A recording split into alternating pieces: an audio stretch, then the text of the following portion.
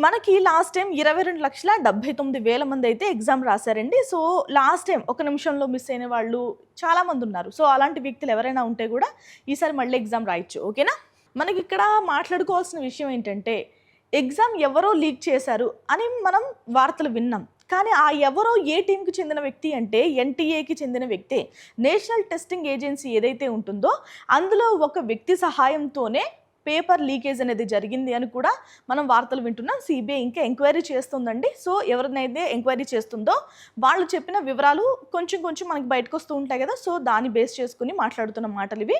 So, మొత్తం ఎన్‌టీఏలో ఉన్న వ్యక్తే ఎవరో పేపర్ లీక్‌కి సహాయం చేశారు. ఎంత స్ట్రిక్ట్‌గా ఉంటుంది. మనం ఎన్‌టీఏ ట్వీట్లు కూడా మనం మాట్లాడుకున్నాం. ఈసారి మేము చాలా పకడ్బందీగా, ట్రాన్స్‌పరెంట్‌గా ఎగ్జామ్ కండక్ట్ చేయబోతున్నాము. ఎలాంటి ఫ్లాస్ కూడా ఉండవు అంటూ కూడా ఎన్‌టీఏ ట్వీట్ చేసింది. వరుస ట్వీట్లు చేసింది. మరి ఈ సిస్టమ్ ఎక్కడ ఫెయిల్ అయింది అంటే ఎన్‌టీఏలో ఉన్న ఈ వ్యక్తి వల్లే ఫెయిల్ అయింది. ఇది ప్రెస్. అయితే మనకి పేపర్ ఎక్కడ ప్రింట్ అవుతుందో కూడా తెలిసిన వ్యక్తి అంటే ఖచ్చితంగా ఎన్‌టీఏ టీంలో ఉన్న వ్యక్తి అని కూడా అందరూ అనుమానపడుతున్నారు. ఎందుకంటే మనకు తెలియదు కదా పేపర్ ఎక్కడ ప్రింట్ చేస్తున్నారు ఏంటి అని ఎగ్జాక్ట్‌గా. ఇన్ని పేపర్ ప్రింటింగ్ ప్రెస్‌లు ఉన్నాయి మనకి. కరెక్ట్‌గా నీట్ ఎగ్జామ్ పేపర్ ఈ ప్రెస్‌లోనే ప్రింట్ అవుతుందని అతనికి పక్కా సమాచారం ఉంది. సో, ఖచ్చితంగా ఎన్‌టీఏలో ఉన్న వ్యక్తి ఎవరో ఆయనకి సహకారం చేశారు అని కూడా వార్తలొస్తున్నాయి. ఓకేనా? ఈ ప్రెస్ నుంచి ఇంత సీసీటీవీ కెమెరాస్ కూడా ఉన్నాయి. That too AI.